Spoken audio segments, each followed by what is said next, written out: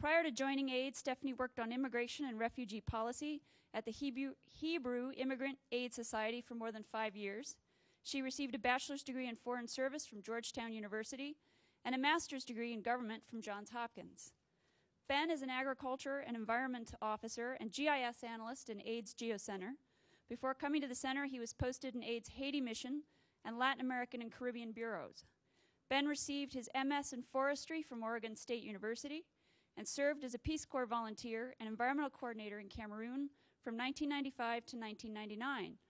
Now, I'd also like to welcome our web audience, and I'd like to thank TechChange that's here today to help coordinate the online social media engagement for this event.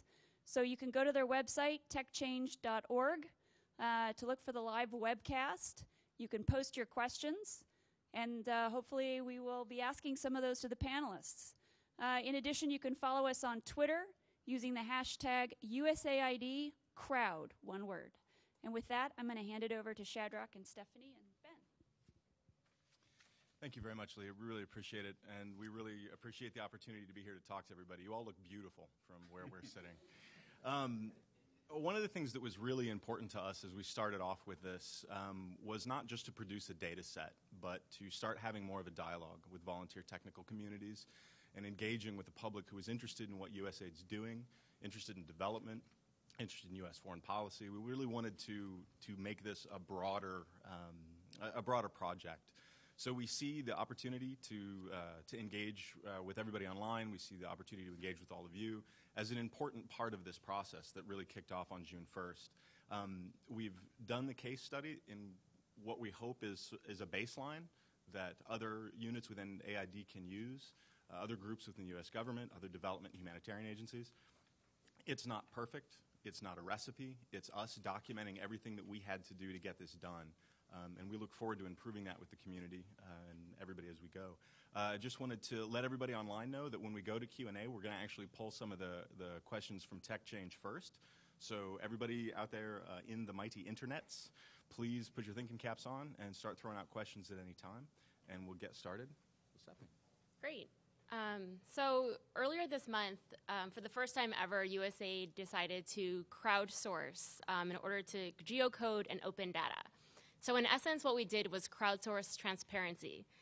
That phrase sounds a little funny to some of us inside government, crowdsourcing transparency, because how does the government invite the public to clean a data set that hasn't been made public yet? The answer is carefully. The office releasing all this data is USAID's Development Credit Authority. DCA has been around since 1999. Basically, the office works with private banks in developing countries, and we get them to lend their own money for sectors that are underserved, but very creditworthy. The banks are afraid to lend, so USAID offers them partial credit guarantees in order to share risk with these banks. So why do we want to map this data? DCA has never before opened and mapped all of the records that represent the 117,000 loans that have been made over the last 12 years. The reason we wanted to map this was for a few reasons. One, we wanted to better serve entrepreneurs in developing countries. If entrepreneurs could see where available financing remained under current but not fully utilized guarantees, they'd be able to contact us to be able to better access that financing. Two, targeted lending. A lot of missions create guarantees that are targeted to certain parts of a country. Maybe they want to have loans made outside of the capital city, outside of main cities, into rural areas. By looking at a map of where loans have actually happened, we can see if the loans are going to where they're intended to go, or if we need to be more specific in making loan agreements with banks. Three, for the first time ever, USAID missions will be able to analyze transnational impact of the loans. So instead of looking just at loans that have happened in their country, on a map they could easily see across borders where other loans have happened in neighboring countries so that there could be more collaboration. And finally, USAID wants to do more partnerships. So by having all of our data released publicly with APIs, we could really have this data open so that other people can take our data, overlay it with their loan data, and we can see where we can collaborate more with other donor agencies and partners. So the impact, what we're actually mapping here and what we were geocoding, the whole project basically represents 333 guarantee agreements in 67 developing countries. Under those 333 agreements, we've had 117,000, as I mentioned, loans worth $1.14 billion. In all, there's 2.3 billion available, so the difference in that represents all the available financing that we want entrepreneurs to be able to find and identify. All of this data comes to us through our private partners, through our banks in developing countries who are inputting it into our own online database system. So that's where all the data has been stored. So I had a data set, and it had a location column. It had a location column in the field, not only country, but also a column that was labeled city/region. Now, if anyone here is a mapper, you can see quickly why having a location column labeled city/region is a problem. I didn't realize it at the time, so I went to the USAID's Geo Center, where Shadrach and Ben work, and I said, let's throw this data up on a map and get this done in a couple weeks. And they opened the data set, they looked at it, and they said, you know, all your data is within this column, and so what you have essentially is this non-standardized set of locations that ranged from P.O. box numbers to villages to towns to admin 1 units to street names, which has personal identifiable information which the government can't release. So it was problematic, and we needed a way to actually parse out all those columns so that we could do something with the data. And so you can see in the second chart below how we originally had our data, how we realized we needed it to look. We needed separate fields. But not only that, we didn't have the information for those second fields. Sometimes if we only had a city name, we needed to find out the admin 1 unit. An admin 1 unit is, if in the United States, the state level. And so we wanted to find the state level for every loan that we've made, and that's the level we would decide to map to. So the first thing we did was we cleaned our database so we would never have to crowdsource again. And this is at least for this particular project. For this project. So anyone who has a database where they're collecting data, that's one lesson learned, I'll say up front. Make sure you standardize it to be able to be geocoded and mapped at a later point. But basically, again, this is the data this was the project and the problem that we identified.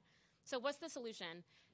So we have this data set, we have all these records. Our first thought was to have USAID staff actually go through, and we didn't think it would take that long, clean it. So we practiced for just half an hour, a couple of us in the building, and we realized that this was a really extensive project and we couldn't do it internally. Our next thought went to a contractor, right? That's a typical government response. Why not use a contractor? But we realized the cost would be very high, and we didn't have the resources for this project. And so even though USAID has never done crowdsourcing for opening data, we thought outside of the box and decided to give it a try. Not only crowdsourcing, but by leveraging both crowdsourcing, so the power of the public, who we thought would want to play a role in opening data with the agency. We also wanted to leverage private partnerships with companies that we worked with and within the agency to utilize a whole of government approach to cleaning this data set. So what's the problem that we did encounter a couple of problems for crowdsourcing to open data. A couple of them I'll mention here, and these are all in our case study, whether or not the government can use free labor to actually do government work. 2, whether or not we can disclose this data and even open it, because we're bound as the government by non-disclosure acts. This is private financial institutions' data that they're giving to us, that loans they're making under our agreements. Can we make that actually public? 3, can we release publicly identifiable information of the borrowers? No. So how do we get past that? And finally, whether or not the information that is cleaned by the public will be high enough quality to release, because there's laws that actually say we can't release not bad quality data. So this is in the case study, but I'll go over quickly how we resolved some of these problems. So for the free labor issue, we solved that problem by coming up with language that each volunteer would have to check off that they affirmed and agreed to before they access the data set. That language included things like, I affirm I'm not receiving compensation by the government. I affirm I'm not representing the government. I'm not going to sue the government for doing this work. I agree I'm a volunteer in doing this. And so that was the first thing that we had worked into our application. The second thing, non-disclosure act. Because it's not our data, we had to anonymize all the data. So we deleted the bank names, we deleted the borrower names, we deleted borrower businesses, we deleted interest rates, we deleted anything that had the revenue of the business. We couldn't release all the private information of the banks or the borrowers. We didn't want to put anyone at risk. The information we did release is still very, very comprehensive and has a lot to offer, and we'll go over what we did release. But I just want to make it clear that we did go through these steps in order to follow the law. Releasing publicly identifiable information. We didn't want to put any borrowers at risk, so we decided to delete all the PII before releasing it to the public. And so we worked with the DoD to get rid of all street addresses, specific street addresses from the data before the crowd accessed it. So we blanked out all the numbers, and then we just released to the crowd the location field and nothing else associated with that data set. And finally, regarding Information Quality Act compliance, when we did this crowdsourcing event, even though it was open to the public, people couldn't just sign on and start playing with our data, deleting records and whatnot. To participate, you had to actually sign up with an account on data.gov, and that's how you would get access to the data. And so that step was really important so that we would be able to associate every cleaned record with the person's name who cleaned that record. So the technical innovation here was in the actual crowdsourcing platform that we used. So this was, we needed a platform once we decided and we got past our legal challenges. We wanted to move forward, but we didn't have a platform to do crowdsourcing. Crowdsourcing, you could throw something up on Google Doc within your agency and have people all working on it at the same time. But if you're talking about 117,000 records in the public, you need a more formal platform to do this on. And so we thought through solutions like Mechanical Turk, which is Amazon's crowdsourcing platform. We thought through building through our own USAID crowdsourcing platform from scratch that would be a community to engage people in the future. So we thought through those different systems, and in the end, we realized that data.gov, which is already a tool that's used by GSA, we have that contract in the government, it's paid for. People in the government have only used data.gov to open and release data. It's never been used as an interactive platform to actually crowdsource. But we realized, we talked to Socrata folks who run data.gov, and we realized that pretty easily we could manipulate the platform to be interactive and to be used for crowdsourcing. So at no cost to the agency, we were able to do that. And you can see on the screen how that looked and how once you went to our application, which is right here, basically we have a link to a Google Doc that had the instructions on what you had to do. You had to check a box for the lawyers, and then you would say how many records you wanted to clean. So you can choose 5, 10 records that you want to start with, and then you would get the data.gov data set associated with your email address, and you'd go through, do the research, and then save it, and that's as easy as it was. To help people crowdsource, since we wanted to find the Admin 1 unit, we worked with Esri, which is the service we use to actually map all of the data in the end. So we worked with them in this partnership to build a crowdsourcing tool to make it easier for the crowd. And so how it worked is the public would see their original location, they would put it into this app, search for it, and then they would see on the map a dot of that place. They'd confirm that's what they were looking for, and it would pop up with the Admin 1 name and code. And that's the information we needed that they put into our database and that we mapped at that level at the end. So as Stephanie's going through all this, we're building relationships with different federal partners. We're really building a pretty strong relationship with our own general counsel, two things that are probably a really good idea to do in today's government. And at the same time, we started talking about who would be in the crowd. And that was something that we got asked a lot is, who is going to be in the crowd, and why would anyone want to sit down and clean up a messy bunch of data? So we started kind of thinking about who we wanted to invite to do this, and we ended up going out to 2 volunteer technical communities, or VTC, and then the general public. And just to have full disclosure, I'm actually a member of one of the groups, the Standby Task Force, and will soon be a member of the other. So they're both groups that I was aware of, I had volunteered on some projects with. And when we started thinking about what we were doing, it's really geocoding. It's mining this really messy data that Stephanie was talking about and trying to pull meaning out of it.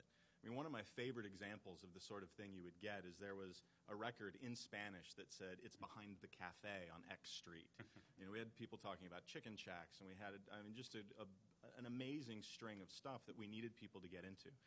So I started thinking about some of the platforms that had been used in the last few years for disaster response. There's a lot of work being done with SMS, text messages, and groups who mine those. Standby Task Force has a lot of experience with that. They have members globally. They've been doing a lot of really reaching out to the UN and doing a lot of sort of test runs with the UN to try and fold their workflow in with them. They're a young organization, but I think a really vibrant one. We also looked to GIS Corps, which is a really venerable sort of GIS, Geographic Information Systems, volunteer agency who tries to help government use geography and use GIS better. They were awarded a presidential award for service last year. Both groups signed sort of codes of conduct that they adhere to. We really were looking for high caliber groups that we could work with to help us think through this. But that's not the only people we wanted to reach. We wanted to really reach out to everybody and invite everybody. So John and Jane Public there are not just the people you meet when you go to the restroom. They're people we wanted to have come and help us clean up all this messy data. So we started talking to them and working with them, and this really started this whole concept of dialogue about how we handle data, because each group had slightly different thoughts on ways forward, things that we could do. We had a lot of different groups coming together and sharing information. There was a lot of really interesting cross-dialogue between the groups. On the day when we kicked off the event was scheduled to go from June 1st to June 3rd. On June 1st, we had a live event here at USAID, and we had volunteers in working together. And in the pictures behind me, there are USAID staff, there's Standby Task Force, there's general public. There's a lot of different people that came together to help each other out. So it was a nice environment to really hear from a big group of people about what we were doing and ways that we could move forward. A lot of people ask what motivates the crowd, and I don't have specifically a good answer to that. I think it's a good question to ask, but as you can see, our volunteers were really motivated by an interest to do geography. They're really interested, they're motivated by feeling good about contributing to development. They're really motivated and interested in getting involved in what their government is doing and what development agencies are doing, what the humanitarian sector is doing, and they generally wanted to contribute. So it was a very, very positive effort overall by all the volunteers. So, sorry about that, internets. Let's see if we can get you squared away. So we had a very, very motivated crowd. And the key thing to think about is that crowdsourcing it's not really a black box. It's not a magic button that you push. The crowd is composed of volunteers. And these volunteers are a workforce, and they're like any workforce. And if you're going to start doing this, you really need to think about how you're going to communicate with them. And you need to allocate really, really adequate time to working with the volunteer coordinators, to working with the organizations, to make sure that you all understand the project as it moves forward. So we ended up spending a lot of time with this. Time management was really, really important, and we started it by drafting a scope of work. You don't just go out and say, hey, go code this stuff. All of the volunteers and all the volunteer groups that we dealt with were really professional, and they really wanted to know exactly what we needed to get out of them. And they wanted to have that written out so they understood what kind of workflow they needed to develop. Allocating resources was really important. All of the volunteer coordinators wanted to make sure that they got enough volunteers of the appropriate profile to really make sure that this was a success. So it's really, really, that communication was really important, and we did build time in for that. And it's one of the things I realized coming out of this is that there are a lot of groups who have started to come to me and say, well, how do we do crowdsourcing? And my first recommendation is that if you want to build this sort of relationships and use the crowd, you need to build these relationships, and you need to build that capacity into your own organization. It takes a project manager. It takes someone with dedicated time who understands how to reach back to these groups to really run this. And I think it's an exciting time because I'm seeing this more and more.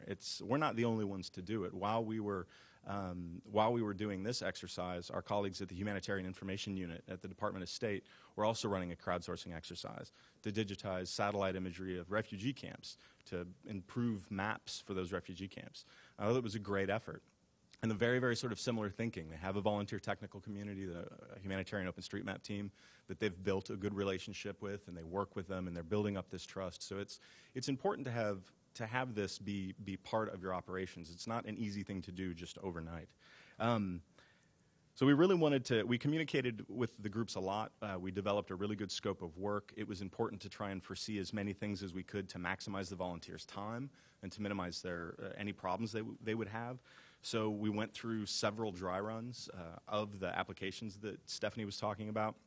We had the volunteer coordinators get on to learn the workflow. We kind of talked about how we would want to step volunteers through it. We had a few different media types that we used to provide directions. We had an open Google document that was very thorough, probably too thorough. It read like War and Peace. A lot of the volunteers, I think, were tired from reading that before they even got into reading the geocoding. So that was available. We had dedicated Skype channels. Skype is a sort of instant messaging platform that we were using to act as a sort of online call center for volunteers. And I really need to cite the Standby Task Force with the development of this workflow. They had a lot of experience using this, and we ended up running several parallel Skype chats for different groups of volunteers, and I think it worked out really nicely. So you have to take time for all that. You have to really think through all these things ahead of time.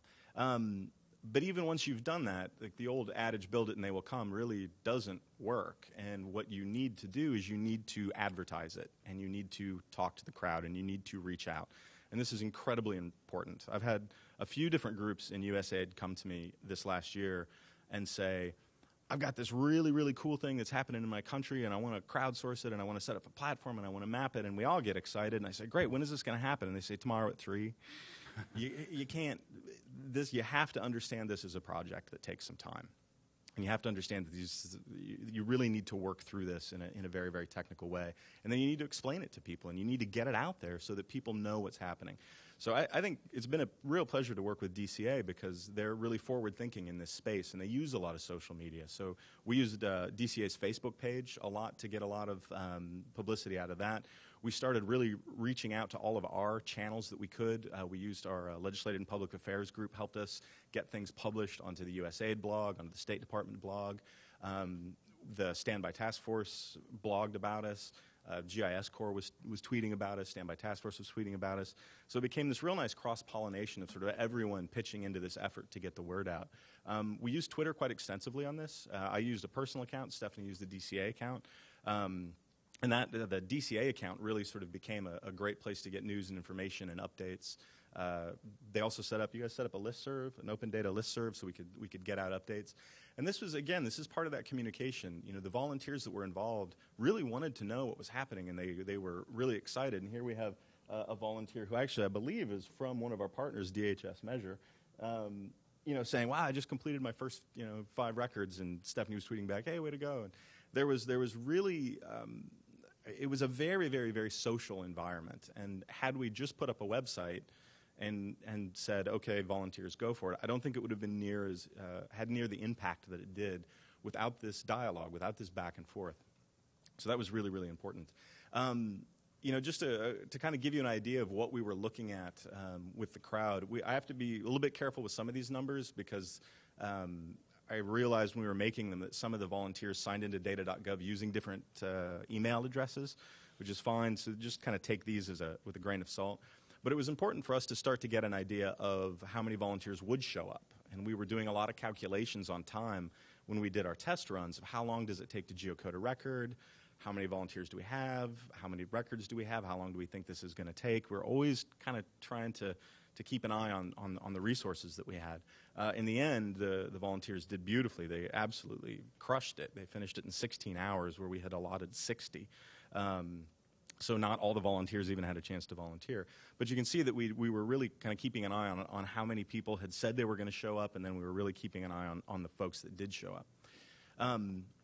A little bit more on volunteer behavior. We really were expected to closely monitor who was volunteering for us for the legal reasons, for the sort of security reasons. And so we built in a lot of things that we could do to check for security and to check for error, just to check for any problems. When a volunteer logged in on data.gov, every record that they completed was associated with an email address. So when we were done, we had a record of just the email address and how many records that volunteer did and which ones they did. And we would do spot checks as we went along just to ensure, is there anyone who's having problems? Do we see any error? Do we see perhaps someone who's logged on to try and put bad data in? That was a real big concern for General Counsel. And we didn't see any of that. We didn't see any problems whatsoever. But now that we're done, we can also start to look at how our crowd was doing and look at who the real sort of high-performant volunteers were and who the real high-performant organizations were and the little differences between them and how they worked to better understand in the future how we can use this resource. These graphs, just real briefly, many people in this room will be really familiar with these. For those of you that aren't, there's a basic power law in crowdsourcing that says that a small number of the crowd will do a lot of the work. So what you want to do is you really want to make sure that those members who are doing a whole lot of work are really doing good work, because there's a disproportionate amount of output there. It's not to say that those are any more or less important. Every single person that contributed did a wonderful bit of work by even doing 1 or 2 records. In fact, my best friend called me 3 days after the event and said, "I did 3 records. You owe me a drink." But I think the point here is that as we move forward with crowdsourcing, we should expect ourselves to really be carefully managing those relationships, but also looking at what they're doing so that we can make substantive statements about them and the data. I think we're all development professionals, and if we really want to do good development, the onus is on us to make sure that we're putting out good work, and this is one way to sort of watch ourselves and to manage ourselves. So I think there's a lot of really interesting, sort of moving forward, there's a lot of really interesting work that can be done in looking at some of the data we have, and I'd love to keep working with the volunteer organizations to keep looking at these data and see if there are any sort of interesting relationships that come out there. So what are the results? What did we get out of this? I was really quite surprised. I had expected that the automated process would do fairly well, and by fairly well, I was hoping to hit around 75%. I really wasn't sure what the crowd was going to do, and it wasn't to say anything against the crowd. It was to say that the data were really messy. I mean, it was bad news when I looked at it. When Stephanie was so excited and said, "Hey, we can map it in a week," and I looked at it and I just went, "Oh, man." So I just wasn't sure how the crowd was going to handle this. But it went fantastically. There was the automated method. We processed 107,000 of the 117,000 records. And the idea behind that was that there was a script that was written that would go through the text and it would try and find keywords in this freeform text field. And it would match that against NGA GeoNames server. And it would look for any matches it could find based on what we knew the country code was. The country was fine. The country was 100%. And it would look for those matches and try and find the admin, the first admin unit, the admin one. So we were only able to do that for about 67,000 of the records, because some of the records didn't have anything in the sort of city region field. And in parallel of this process with really sort of making sure that we do good work and that we're communicating with our volunteers and watching what our volunteers are doing, we need to produce accuracy about our final product as well. And this is something that I would like to see more of in all geographic data, is people talking about the accuracy of their data. I don't mean that in necessarily is it within 1 meter of this or that. I just mean what's appropriate. What do you mean by accurate for your data set, and how accurate is it? And we need this because decision makers can't be expected to make decisions on data if they don't know the provenance of the data, if they don't know how accurate it is. So we had an independent accuracy assessment commissioned by GIS Corps, who got together a group of experts, included a couple of currently publishing PhDs, a couple of developers with experience with Esri. I think the median experience in GIS for the group was 8 to 10 years. The very, very high-level group that we did a random statistical sample, and they created a gold standard. They went back through each record, and this group created what they thought the best answer would have been. And it's possible that bad data or no data was a valid answer. So we went through this process, we got the results back, and 67,000 of the records, we were at 64% accuracy for the automated process. The crowdsourcing processed about 10,000 records, 7,000 of which could be done at the Admin 1 unit, and they were at 85% accuracy. And what the GIS Corps noted when they looked through what the volunteers did was that there was a couple of small, very minor transcription errors that they were able to find, and they corrected those and reran it again, and then the crowd came out at like 89%. So we had really, really high, very high quality output from the crowd, which I think is really has a lot of interesting sort of implications for moving forward with these relationships with these groups. They clearly do good work, they do secure work, and I think this is a good, if anything else, it's a first baseline establishment for that. And there were ancillary benefits, ancillary results that we got out of this is that by engaging with the public and getting excited about people, about what Development Credit Authority was doing, Development Credit Authority got visibility from this. Their Twitter usage, or their Twitter subscribers increased by 20%. Facebook friends increased by 15%. We had tons of emails. We had a lot of really good back and forth, people interested in, what is this data for? What are we going to use this for? How is this going to make USAID better? So there was a real strong interest among the crowd to really start looking at these data. And not just from the standpoint that we created data, but that it was a dialogue about development that they were very, very interested in. Switching over, making sure the mic works. So what I learned from that is that if I want more Facebook friends, I need to crowdsource some aspect of my life, and my Facebook friends should go up 15%. That sounds good. I get to talk about a nice thing that we all like, and that's the map portion of the show tonight. And that's one of the reasons a lot of us are here, and maps, of course, draw in lots of people, lots of interest. They're just very interactive. There's something about them that really catches the attention of lots of people.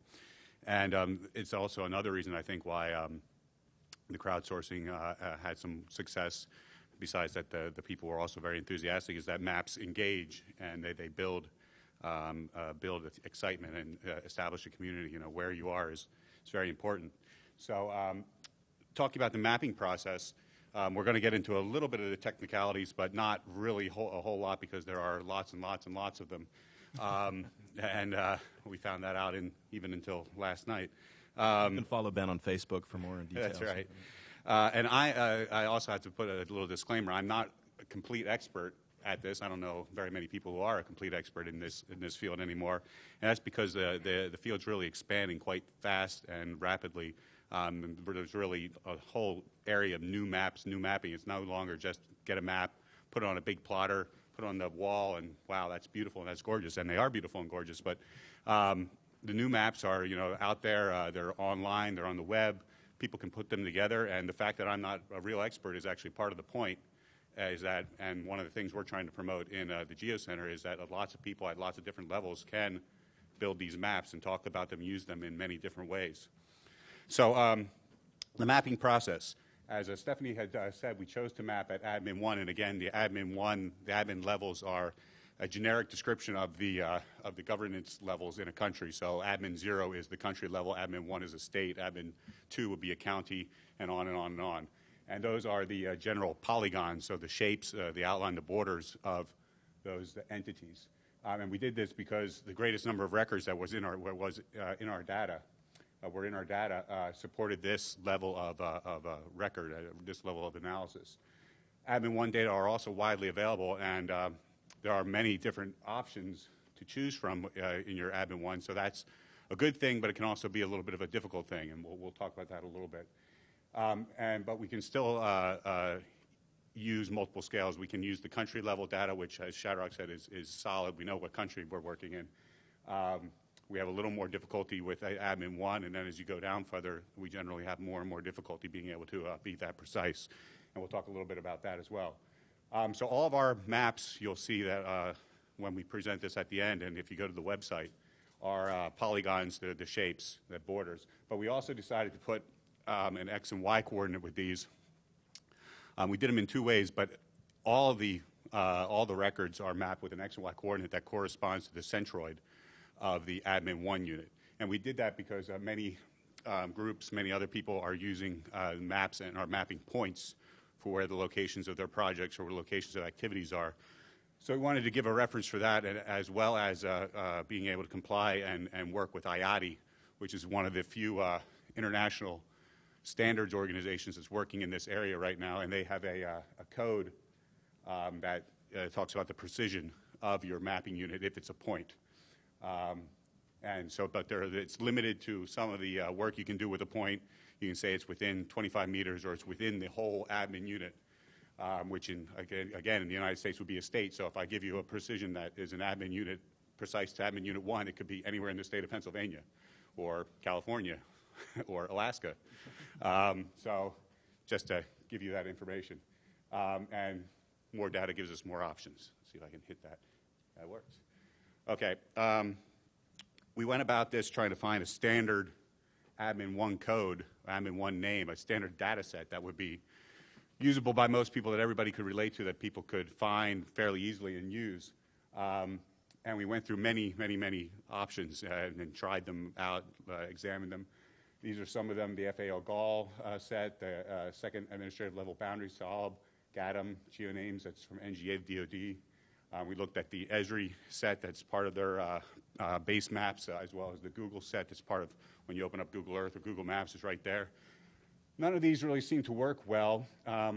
We also came across the idea that there used to be a standard called the FIPS code, and I can't even remember what that stands for anymore, but it's no longer actually used and maintained. It's called the FIPS code. NGA, the DoD, does continue to do updates on it, but it's no longer called the FIPS. It's no longer sort of a government maintained standard. If you go to their website, and I can provide you links there's talk with agencies trying to reconstitute this to kind of have a unified code, but as we say here, USG does not maintain a standard data set. So the final decision we came across was to use a data set that is actually internal to the USG.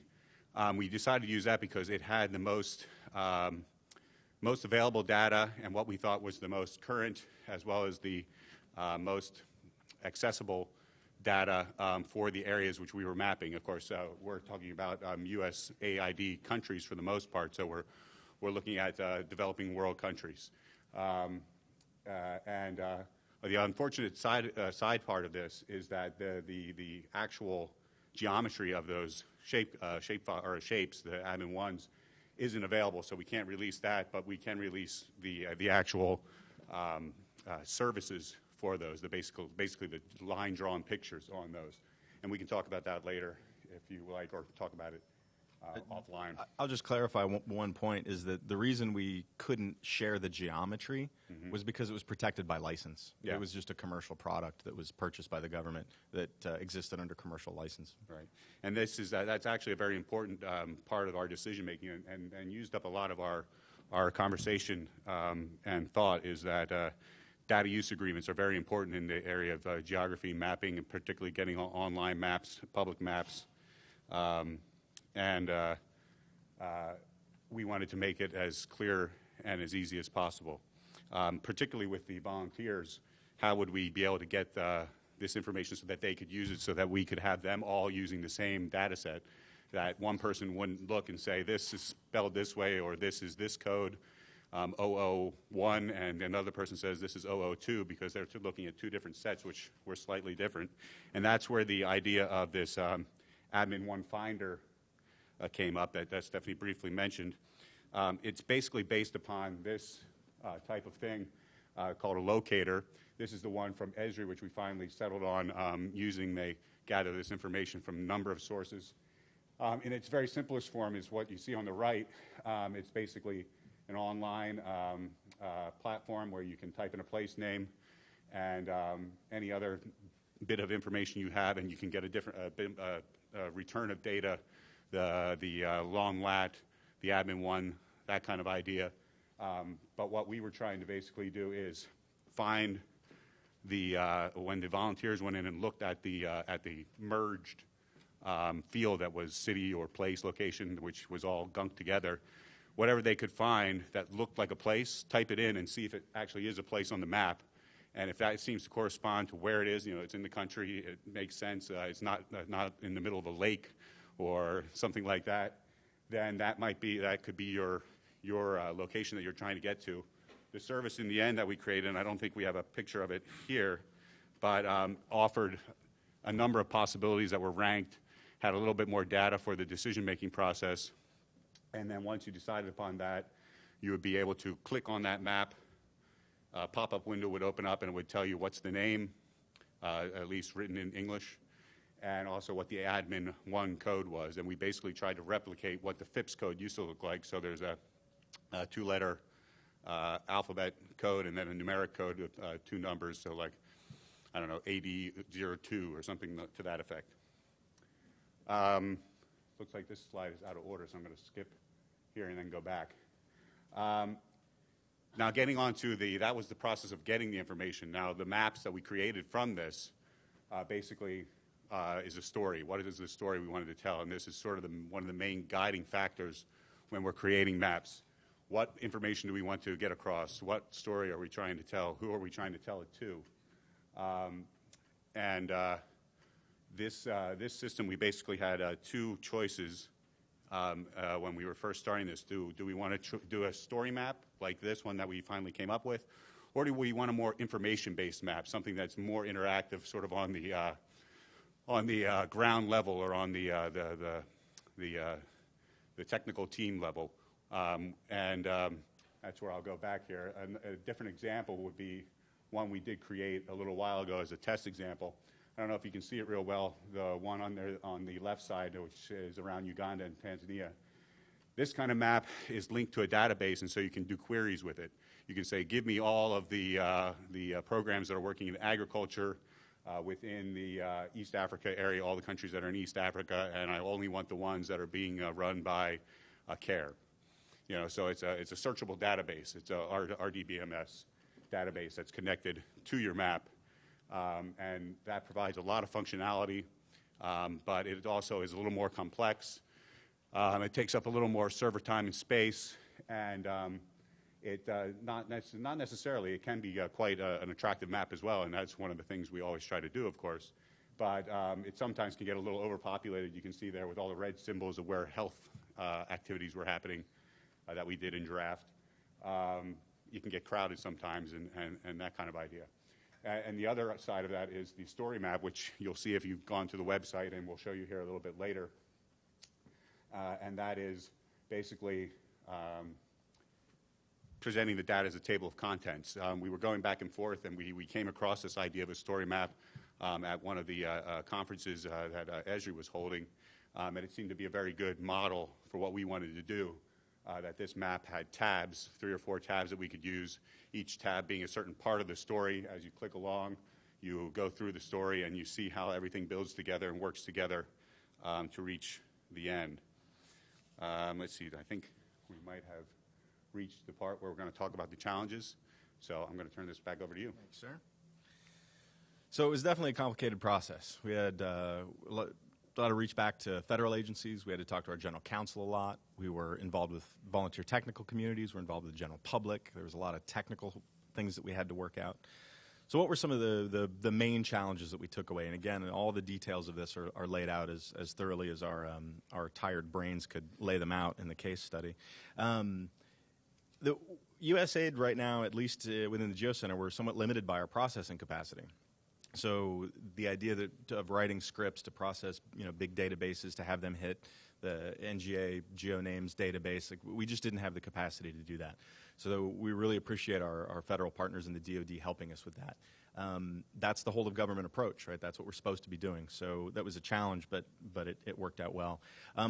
The idea of what was sensitive information kind of came up a lot, and I think is something that we still need to really look at policy around. There are policies around personally identifiable information, and we were able to work with our general counsel to meet the needs that they had to feel comfortable with doing what we're doing.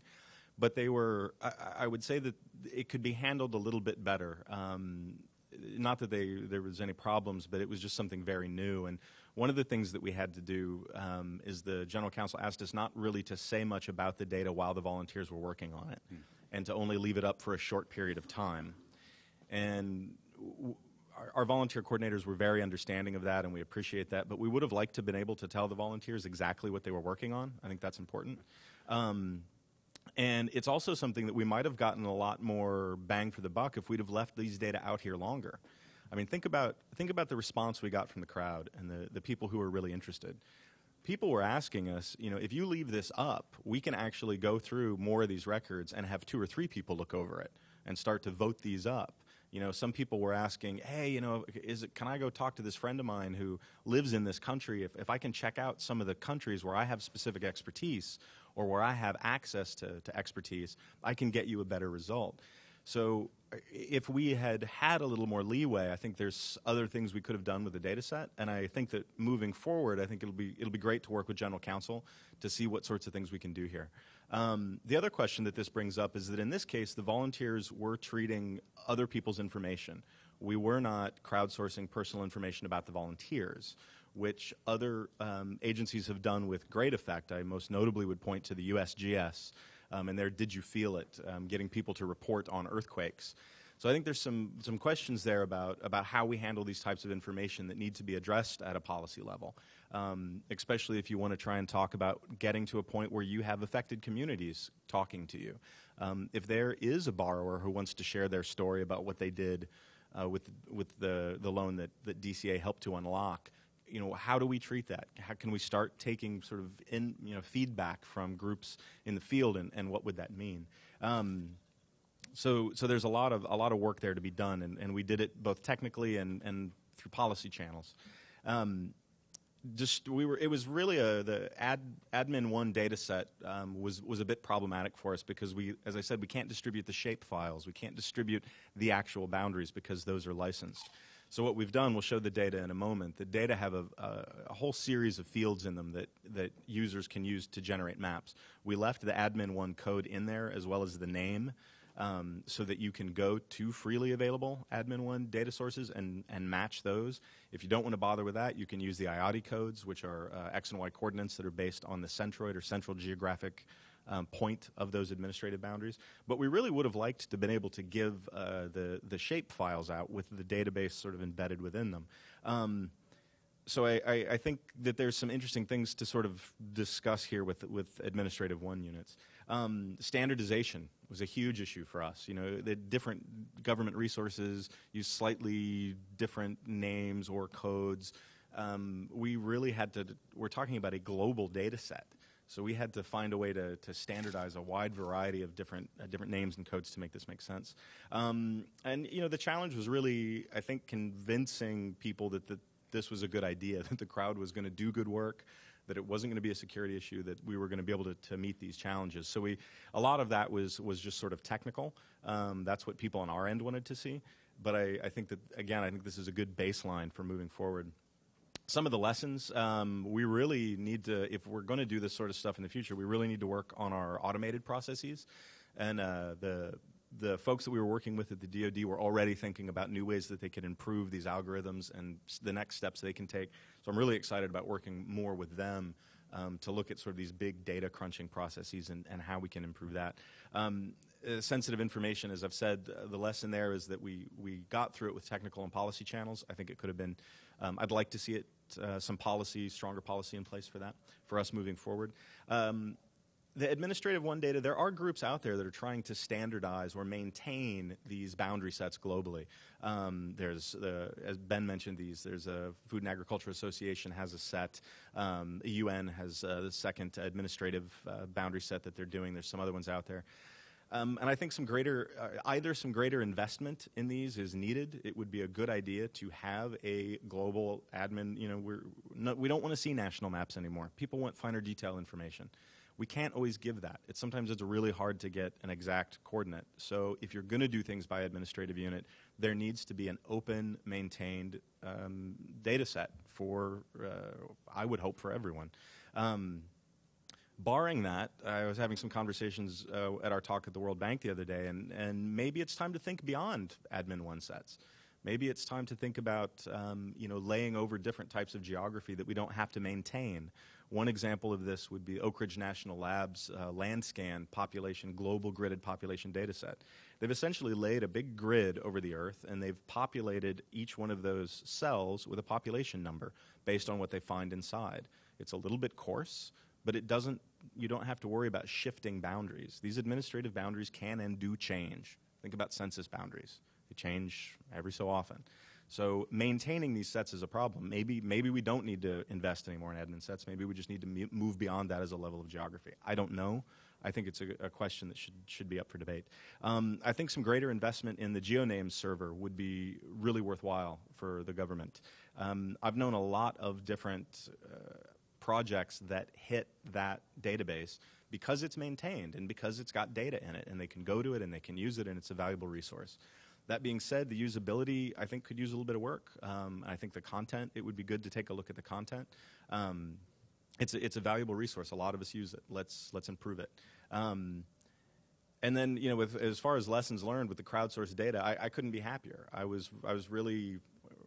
I don't have anything bad to say about the process so far. I mean, there's things that, we could maybe work on to improve a little bit next time, but to put what the crowd did in perspective, when you do a land cover map from a satellite image and you do an accuracy assessment, if you get 80%, that's considered very good.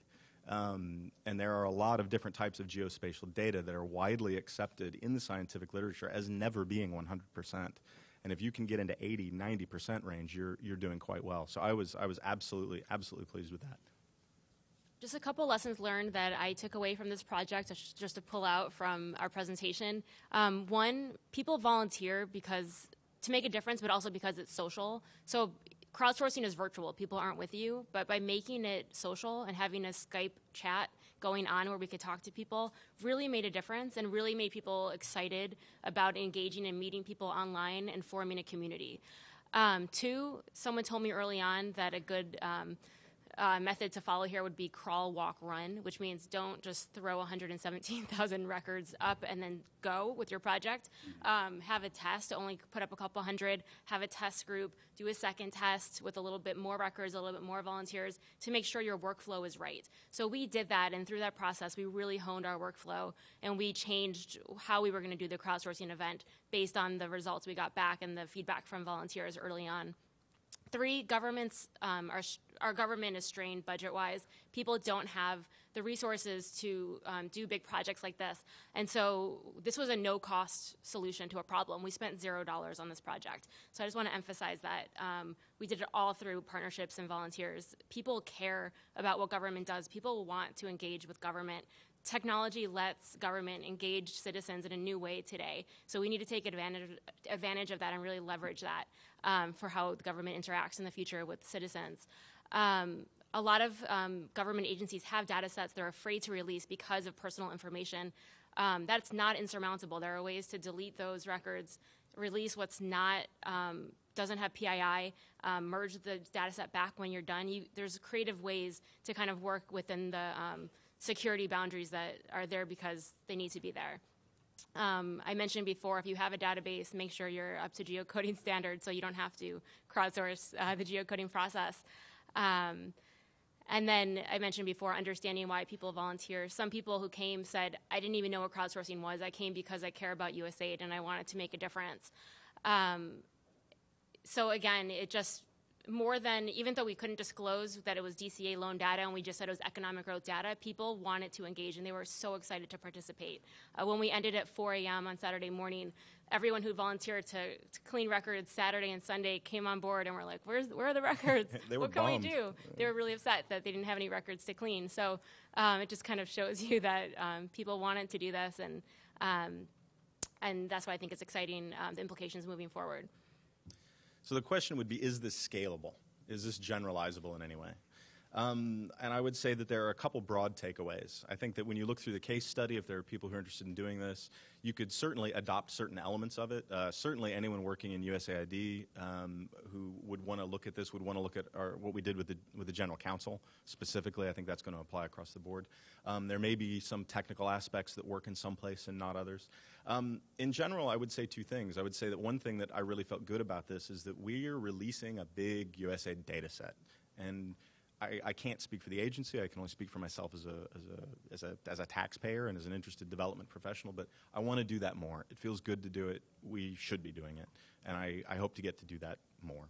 And it's great to go out and create all kinds of new data, but there are a lot of data that exist that we can and should be focusing on releasing now. And not just to release data for data's sake, but to release meaningful data that people can actually start to use. And that was something that Stephanie and I talked about very early on, is what she wanted to do and what DCA really wanted to do in releasing these data. The other thing is I think that one of the things we've shown here is that there's been some question in the last couple of years about what kinds of things the crowd will and won't do. And I found this task to be appallingly unsexy. And everyone came out in droves for it anyway and did a brilliant job. It's the kind of thing that I I complained to Stacy about having to clean these data, and we had 300 volunteers that were interested. We had almost 150 show up. I think that we should engage with the public more. one of our colleagues at the World Bank yesterday said something to the effect of, the authoritative structures now have to engage in different ways. You can't just sort of put out your message and say that's it now. The way forward in the 21st century is being open, and it's engaging with your constituencies in new and interesting ways. So for me, that's the biggest scalable takeaway that this project has. So we're going to show you how to access the data in the map on our website, but just a few thoughts before we do that. One, this is just the beginning. We're not opening data just to check off a box that we open data. We're doing this so that we get feedback about how we work, what we're doing good, what we're not. We analyze our data, but by having more eyes on it, we know we can improve the way that DCA functions. So to us, this is just the beginning, and we're excited to see what kind of feedback and analyses come back. So along those lines, we're going to be hosting some meetings with all of our stakeholders to see what kind of applications they'd like developed with the data so that we can see what people can create and then better do our job. This is not just a one-off map and data set that we're putting up here. We are going to keep it updated. That's the next thing on my to-do list now that we have all this up, is to automate the map so that it's live and that it's not just a one-time map. And then we're really excited to see how lives ultimately get improved based on this map. That's the point of doing this. We want to change lives, get access to credit to more people around the world. So if you're at home on the internet and you want to see our data, you just go to usaid.gov. Once you're on usaid.gov, I'll just do this along with folks. There's a results and data tab, so you click on progress and data. And then under the data tab, there's a section called Crowdsourcing Transparency DCA Loan Data. So everything is now live. You can launch the map and you can access the data sets, the case study, all of our metadata. We're going to be releasing all the services of the maps as well. That's what we're doing later this week. But regarding the data, it's all up on data.gov, as I mentioned. It's on the Explorer section of data.gov. And so here you can see it, and you can play with the data. It's exportable in many, many different formats, including an API. It's an API-enabled, as are both of our data sets. So you can access those, and if you go to About, you can access the metadata behind all this data, including a data dictionary that explains all the fields. As we mentioned before, it's all IATI compliant and up to all standards. I'm just going to jump in and say one thing, and this is all captured in the metadata, but we left a lot of information in there that we thought was shaky. Countries that we did not map at the administrative one level, we went ahead and left the data in there anyway. We didn't want to go in and sanitize it too much because we're not sure. Someone may find an interesting use for some of this stuff. So there are ways that you can sort by what was crowdsourced and what wasn't. There are ways that you can sort by what is only at the country level, what is at the admin one level, and what is at a finer scale of resolution. So that's all in the metadata, and we just wanted people to understand that. So you realize that we did that on purpose. We're not sure what people are going to find. That's the really interesting thing about making these data available. We're telling you what geographic scales we think they should be used at, but we're really excited to see what sorts of interesting things people find. So we just put the map up last night, so if anyone wants to ask what have we learned so far from the map, we're going to learn at the same time as the public. So that's how open we are. We're already learning things. Yeah, exactly. So this morning. The storytelling tabbed map that is one of the Esri products that we chose allowed us to have 4 different ways to tell our story. So the first thing we wanted to show people were all of the past and expired and active guarantees around the world through DCA.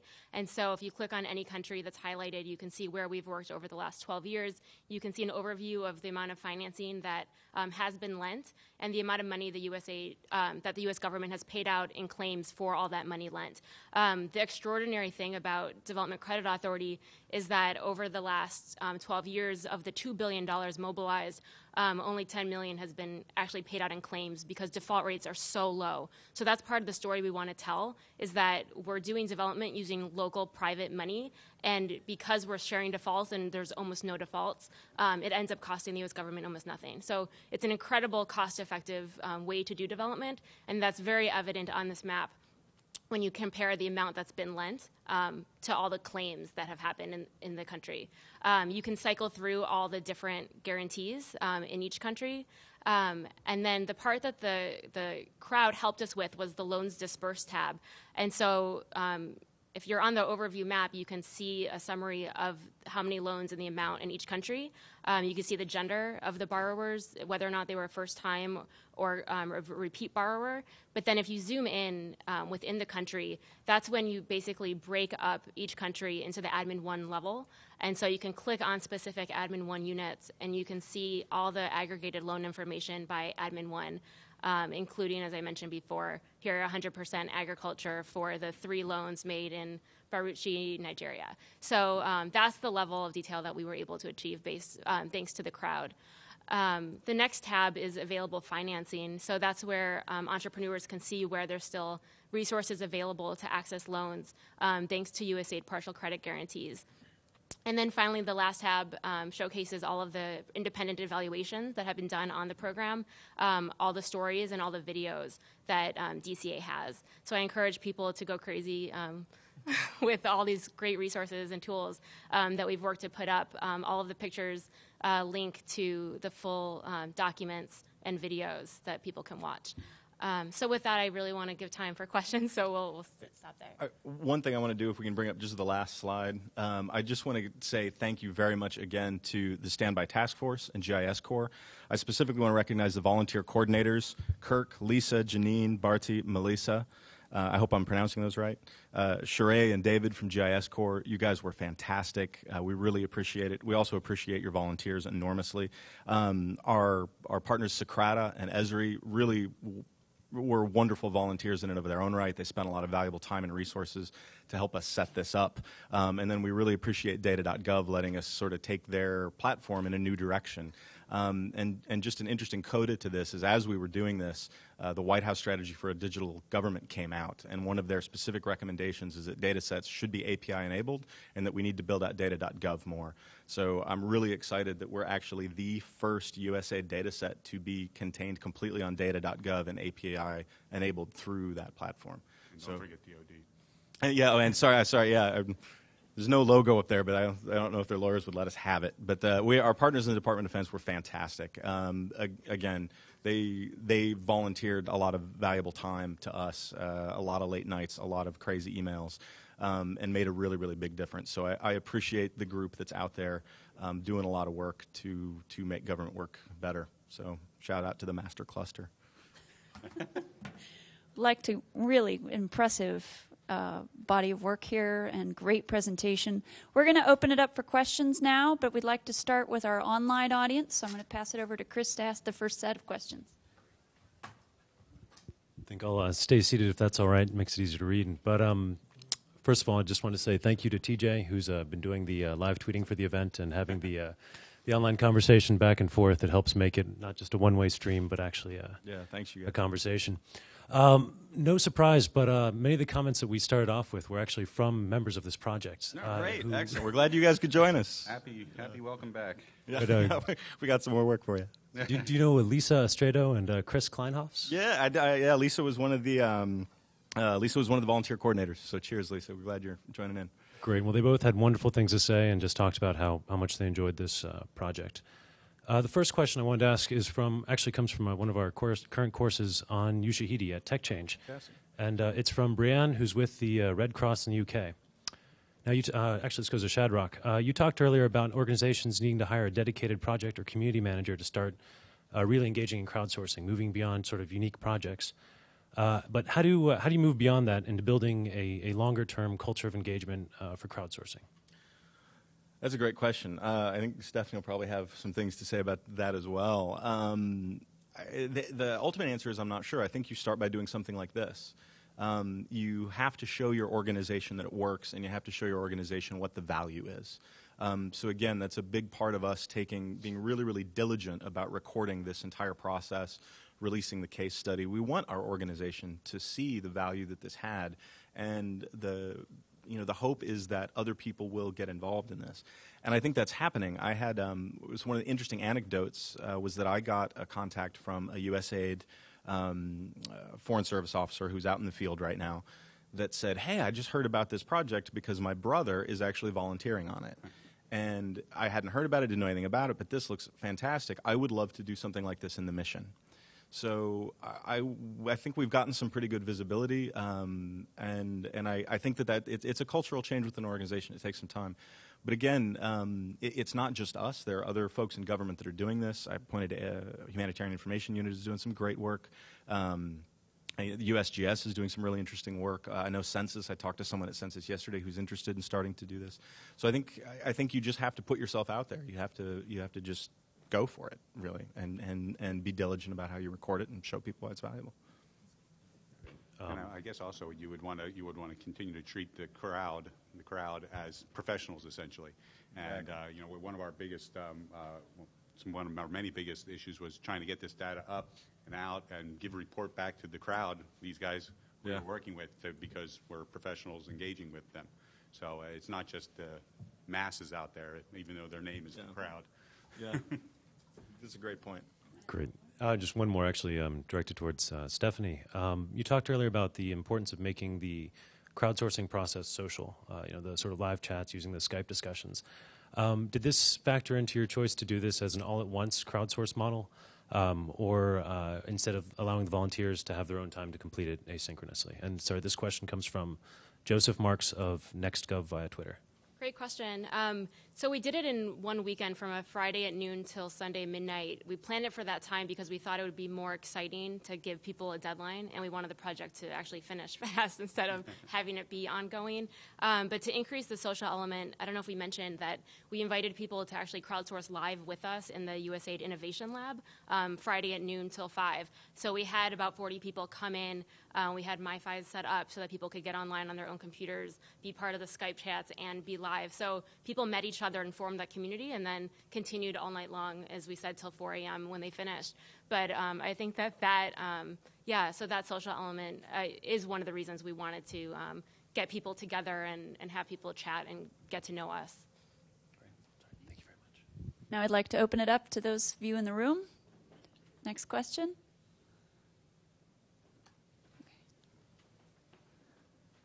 My name's Tiffany Holland. I work with the Worldwide Human Geography Data Working Group.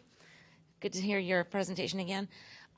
Something I wanted to ask, I understand that the volunteers did this because they wanted to help, but did they get anything back from it? And I'm asking in the sense of, you were working with legal a lot. Could people qualify this as volunteer? Thinking in the sense of many secondary schools today in the U.S. require students to do volunteer service. Could this be considered public service to go on your record? I think that's a really interesting question. I don't recall if there were some discussions around like student groups.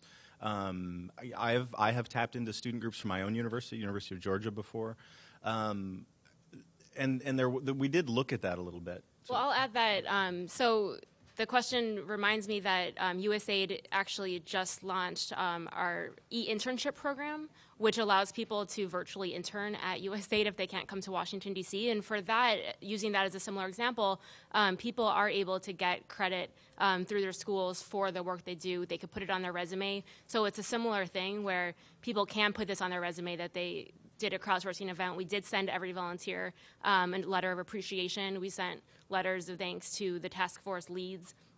And so we did that. In terms of getting credit, usually we say it's between the school or the entity they'd get credit from and the individual. And we would just confirm that they did the work and put in time, but that's all we would be able to confirm.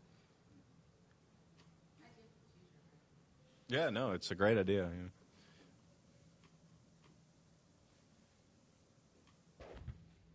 Hi, I'm Carly Maitland from Penn State.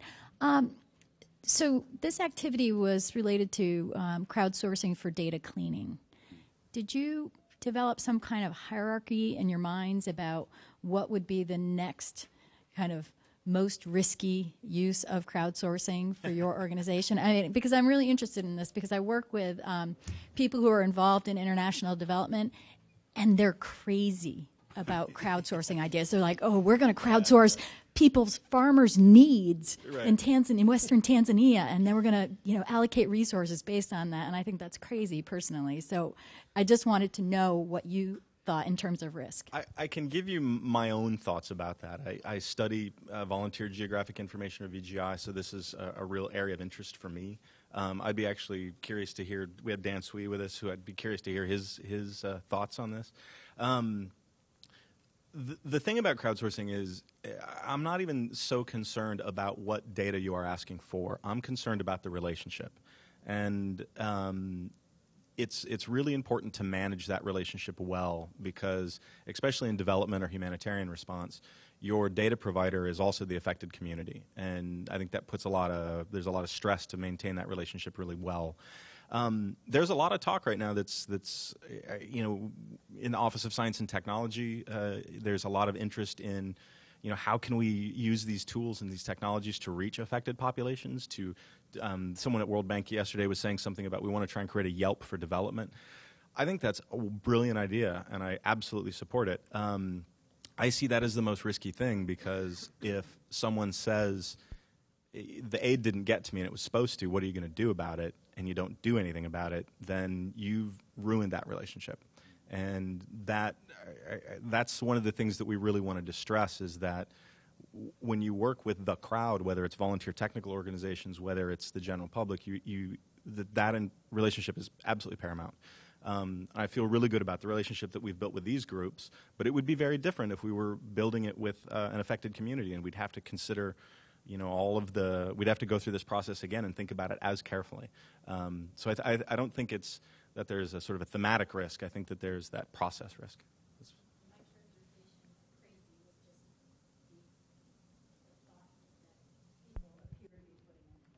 Yeah.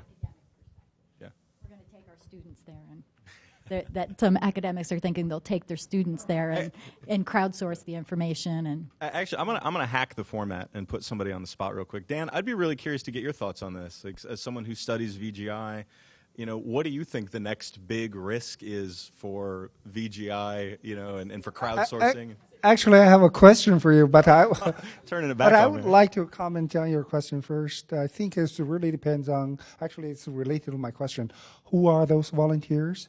So you're right. I think as far as the VGI is concerned, most of the activities right now is pretty much concentrating on contributing some data. But in terms of the next level, how to convert data into some meaningful knowledge for guiding various decision making, I think we're not quite there.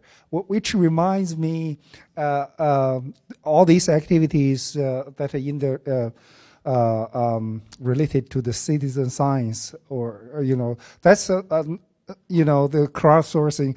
I recall a couple of years ago, like a very well-known mathematician at Cambridge. He's very well-known. He posted a question. He wants to test whether he can rely on some crowdsourcing to get that difficult mathematical problem solved.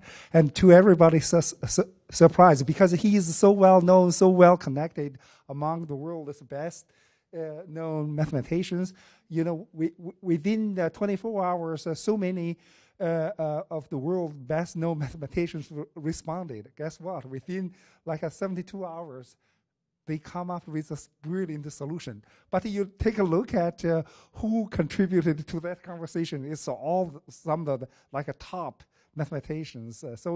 So my question. This leads back to my question for three of you. Do you have any information about the detailed demographic information about who are the volunteers for your project? What are their geographic distribution, and what are their education level, and whatever that you have collected or you know about your volunteers? That's a great question. For this particular project, yes, and I would say the answer is no and yes. We did not collect specific demographic or locational information from our volunteers. We actually thought about standing up a map, just an instance of CrowdMap, which is it's an Ushahidi platform that's based on the cloud, just so that volunteers could put their location for fun if we wanted to. But we were juggling so many things at once that we didn't have a chance to do that. I think it would be fine to do that. We really. We didn't think about it too much. I think it's certainly something you could do. You'd want to talk to your volunteers about it and make sure that everyone's comfortable giving out that information, because then that becomes also personally identifiable information, at least for us.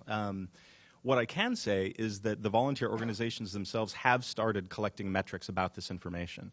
So for the Standby Task Force specifically, last year they released a report and found that 40% of the volunteer group, or it was maybe more than that, were students. A lot of students, usually master's level or undergraduate students. And so there is some information available about the volunteer organizations, the VTCs. At the individual level, we didn't collect that. I think it's a really interesting idea.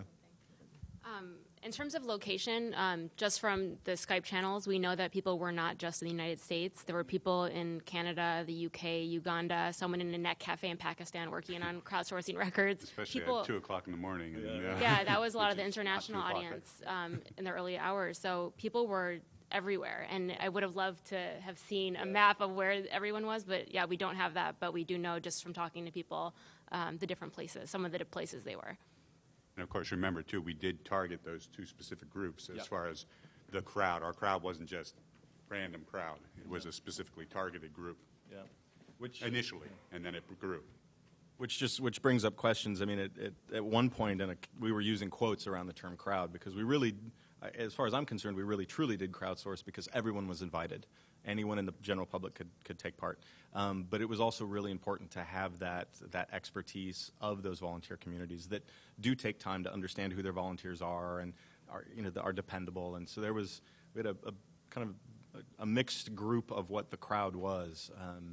And I think it'd be interesting to move forward with that in the future and see what sort of data can be collected from that. We'd like to tap our online audience again for questions. So I'm going to hand it to Chris one more time. Great.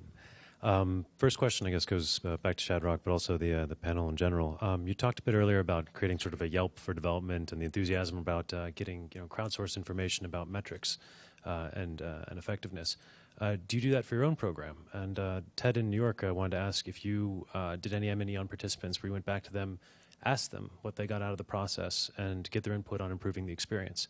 And then and a follow-up question from Melissa via Twitter. From Standby and other organizations, which is if you were to do the project again, would you add more people on your side to manage the crowd, or did you think what you had was sufficient? Those are all great. I'll try and you might have to help me go back through them. The first question for the person that asked if we do that sort of work on our own program, the GeoCenter is not a program. We are a service-oriented office in USAID that helps other people. So at least from the GeoCenter side, we don't manage a program. From what I know of other groups, there is some interesting work being done by our implementing partners. The way USAID works is they develop a project and they usually find an implementing partner to carry it out. And there's been I've seen a couple really good projects to actually get feedback from affected populations. So I think that's starting to happen. I don't know how widespread it is in the agency. I mean, what we're talking about, or at least what we were sort of daydreaming about yesterday at the World Bank, was a much more expansive, sort of globally open dialogue about specific projects and activities. The question about have we reached back to the volunteers to talk to them? We've had real close interactions with the volunteer technical community coordinators, and we have talked about doing an after-action report. I have looked at some of their documentation. As I said, these groups were chosen for a reason, and they really take the sort of after-action reports very seriously. So they do ask their volunteers. Both groups have sent out forms to their volunteers to say, was this meaningful? Did you do this? Did you not? Was it fun? Was it terrible? What would you improve? So we are getting some really good feedback from the groups on that. And then would I bring more people on to manage? I think that's a great question. And if it's Melissa from Standby, she was absolutely pivotal to helping us manage the crowd. And I think it would really depend on kind of how you do that. I mean, one of the things that we didn't know was that the Skype channels tend to bog down after you get about 60 people on them. Standby Task Force did know this. They had a lot of experience with this, so they were coming to us and saying, hey, I think you need to, watch out for this. And I would say that, yeah, I would bring more people on. I would, all of the volunteer coordinators, both for GIS Corps and Standby, took on a big amount of management. We were juggling a lot, and I mean, they were, calling me at 6 in the morning and saying, hey, this is happening and that's happening, can you help with this? So I think that it would have been good to bring more people on. But that says nothing about their performance. Their performance was great. again, I mean, if you have channels where you can manage 300 people comfortably, then maybe you only need 2 people.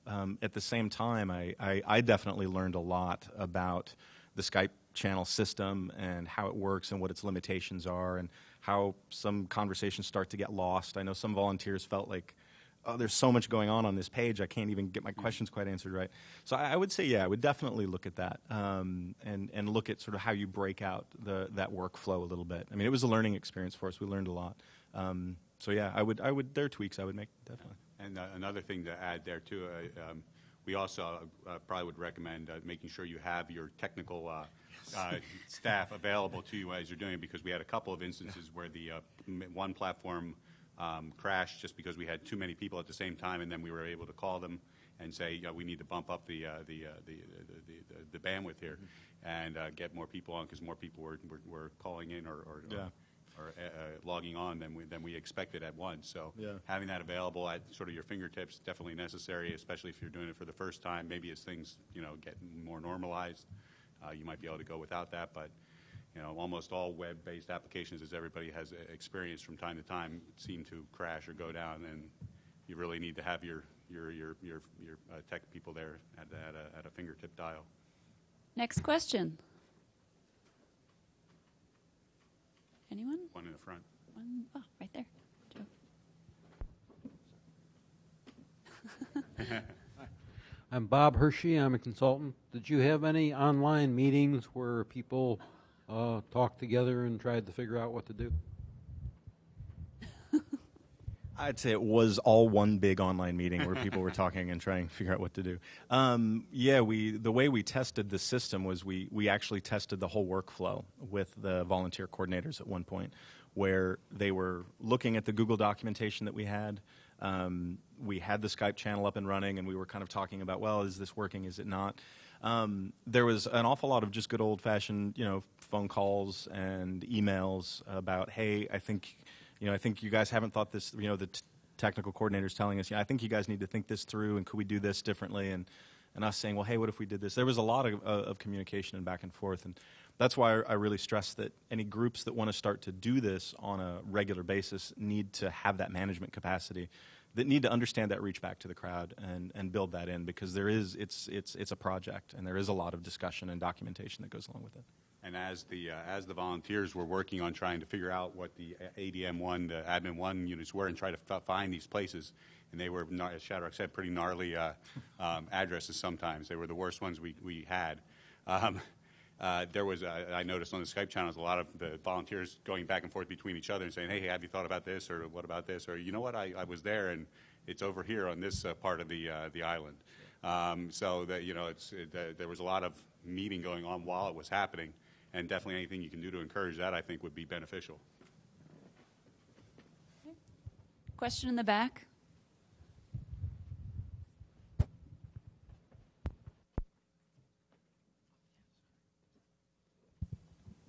So I want to, first of all, say thank you to Shadrach and to DCA, the Geocenter. I think it's an awesome project. I think it shows what $0 can do with a little ingenuity. Puts to shame some of the really high dollar things I've seen. I think the question about how do you make this, how do you turn this into a cultural change, I love that question. And I think we need to do more of these.